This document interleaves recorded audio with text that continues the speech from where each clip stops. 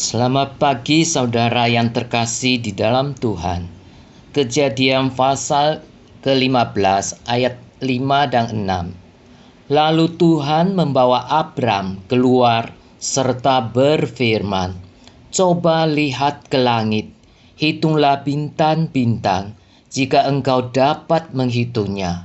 Maka firman-Nya kepadanya, "Demikianlah banyaknya nanti keturunanmu." Lalu percayalah Abram kepada Tuhan. Maka Tuhan memperhitungkan hal itu kepadanya sebagai kebenaran. Saudara, kebaikan dan kasih Allah sering tidak dapat kita selami karena keterbatasan pengenalan kita akan Allah dan keterbatasan kemampuan kita dalam mengasihi.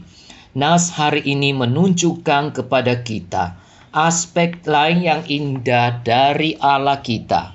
Kejadian pasal yang ke-15 terbagi menjadi dua, berkaitan aspek yang sangat penting dalam perjanjian Allah dengan Abraham, yaitu janji tentang keturunan ayat 1 dan 6 dan janji tentang tanah ayat 7 sampai 21 yang akan diberikan Tuhan kepada Abram. Abram yang belum juga mendapatkan keturunan memikirkan bahwa Eliezer hambanya lah yang akan menjadi pewarisnya. Namun Tuhan menyatakan bahwa anak kandungnya lah yang akan menghasilkan keturunan bagi dia sebanyak bintang di langit. Abram percaya dan Tuhan memperhitungkan hal itu sebagai kebenaran. Saudara, untuk pertama kalinya, iman dan kebenaran disebut bersama-sama dalam Alkitab. Di dalam Perjanjian Lama, iman memiliki dua pengertian. Yang pertama adalah percaya atau bergantung pada, dan yang kedua, taat atau kesetiaan.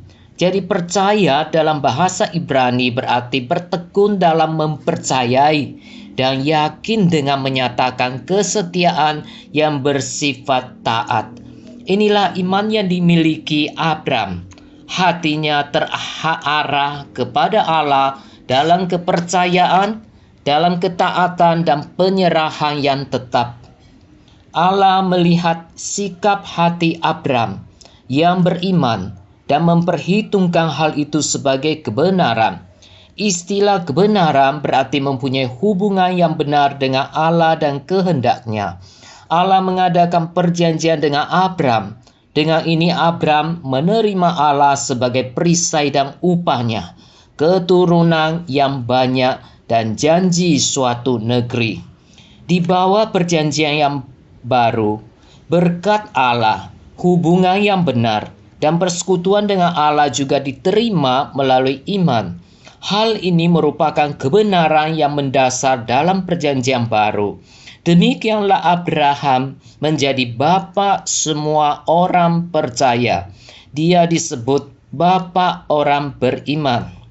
Saudara, di tengah menghadapi berbagai tantangan dan pergumulan hidup, masihkah kita tetap percaya kepada Tuhan dan terus pegang pada janjinya?